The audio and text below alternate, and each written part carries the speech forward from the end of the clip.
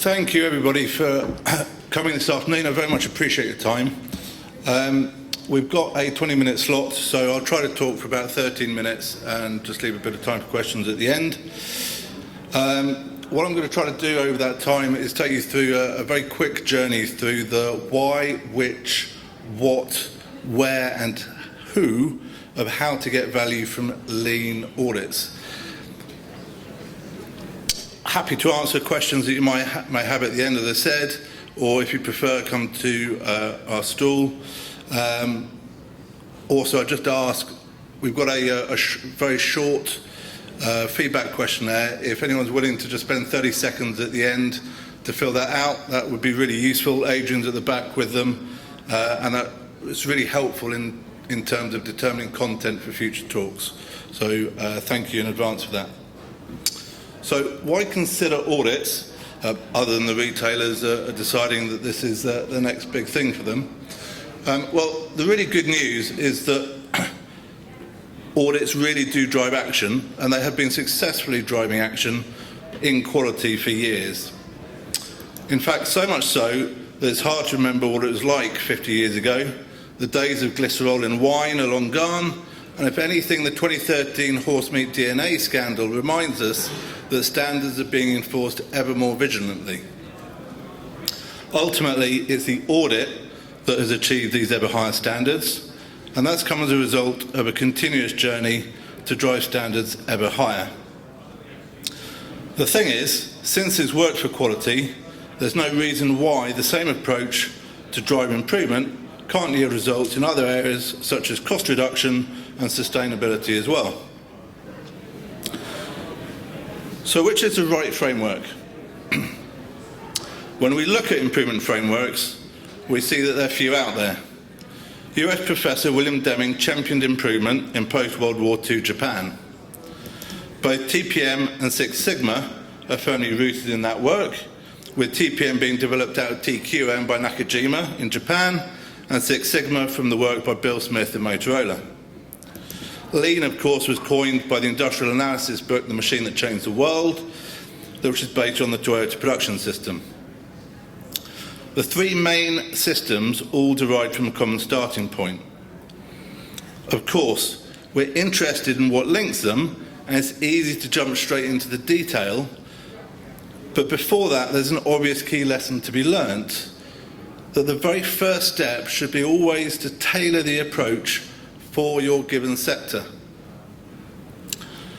A lot of these learnings are, of course, transferable, but since they've already been made bespoke once, let's consider whether they all are, and whether why, and if in what way, if any, is food manufacturing different. First, consider the cost of raw materials. The cost of the steel and plastic that goes into a car is very much less than 5% of the cost to produce that car.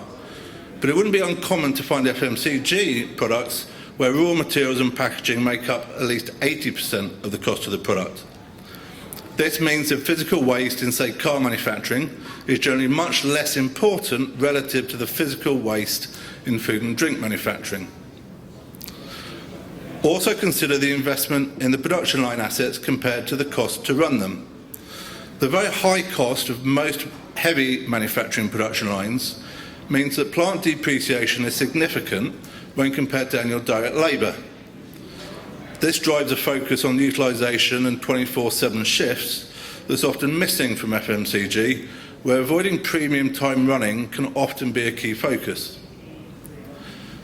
Add to that the wonderful directive that is termed average weight legislation, which intrinsically makes between 1 and 2 sigma of standard deviation, or in other words variation, entirely permissible.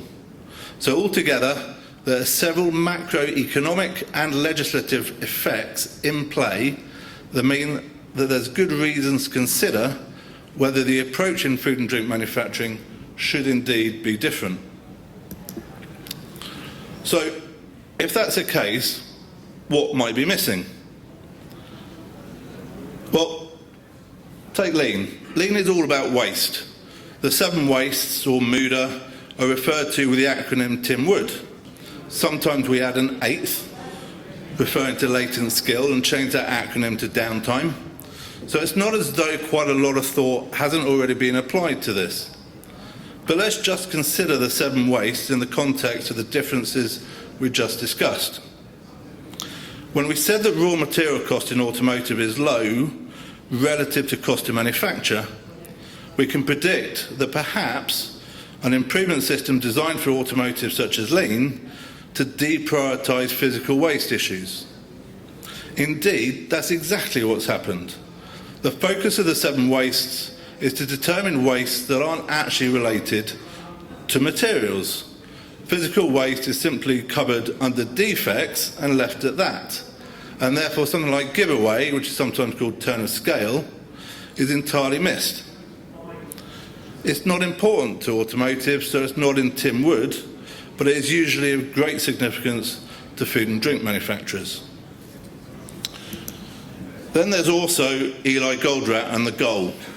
It's a great book, by the way, and Goldratt's thinking came after Deming's, and Goldratt made a very interesting decision, which was to withhold publication of his book from Japan, and the consequence of that was constraint theory really hasn't made its way into Lean Six Sigma or TPM. Constraint theory can then be developed into V-curves and debottlenecking, which tend to be well known in beverage, but less so in food. But they are crucial tools nonetheless, and they can deliver real and rapid benefits, especially in packing departments. So what determines the value return? In a word, the answer to that is sequence, because everything you do is at the expense of not doing something else. Most of the time, we hear questions about what the right thing is to do. The problem with that question is there are many things which are correct, but the question really being asked is, what should I do now and what can wait? From 15 years of overseeing guaranteed return programs, I can assure you that the prioritised sequence is absolutely the most important thing to ensure that you get a quick payback from an improvement program implementation. You may have great tools in your toolbox, but the key is knowing which one to use for which job. Getting payback from something like lean is often described as a leap of faith, and that you have to expect it to take years. But really that's because you're not doing the right things in the right sequence. The same economic fundamentals that we mentioned earlier, a relatively high direct labour and raw material, have a strongly positive effect on the speed of payback. That means that lean implementations in food and drink can have quick payback, and by that I mean cash positive within around about 6 months, ROIs well over 300% in 12 months, and compared to an investment in capital equipment, you can actually make a difference to your EBITDA in months, not years.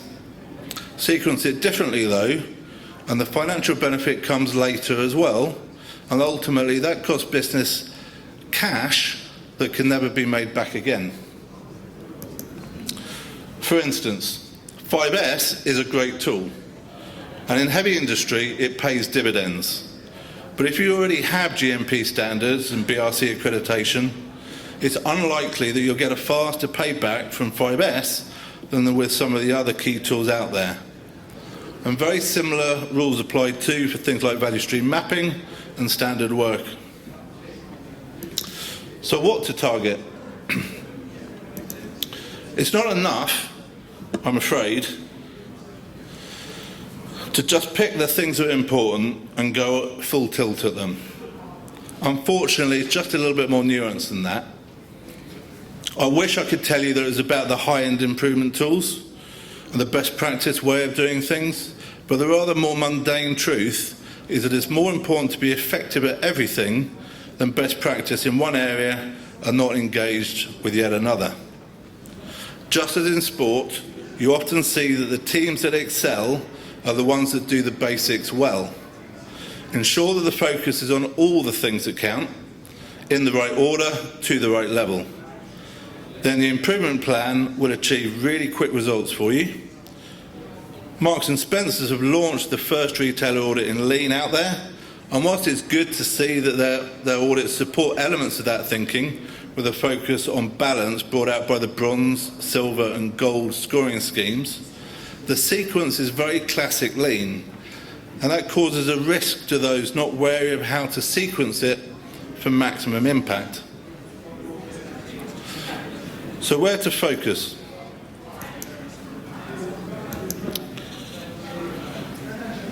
Put simply, on your biggest opportunity. Keep your eyes on the biggest prize.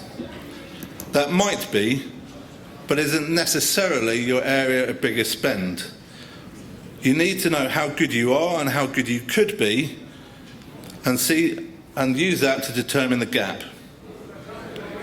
The gap tells you how much you're likely to be able to close in 12 months, and therefore the size of the prize.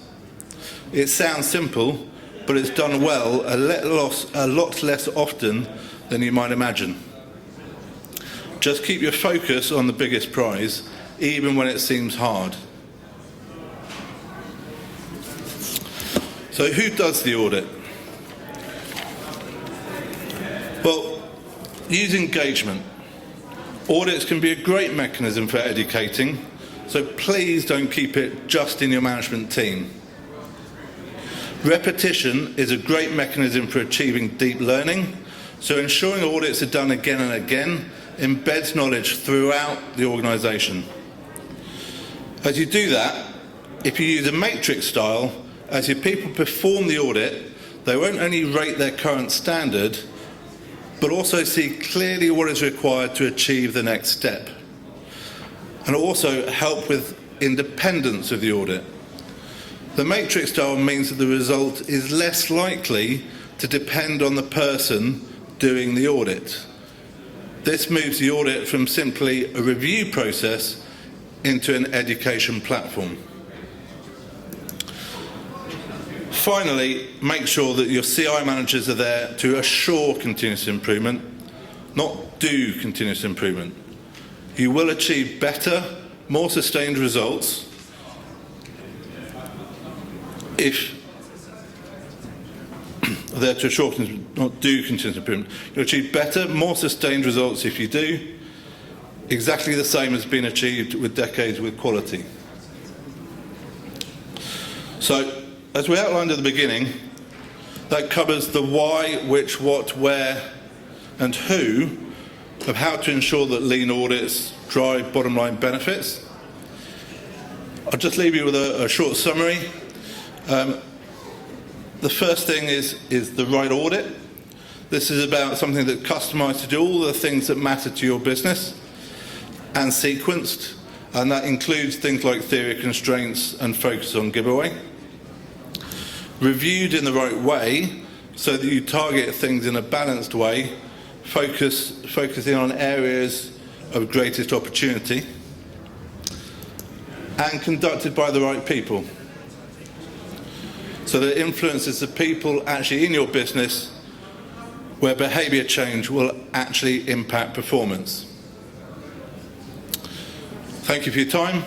Happy to take questions now or afterwards if you prefer, and I'll leave my contact details on the screen.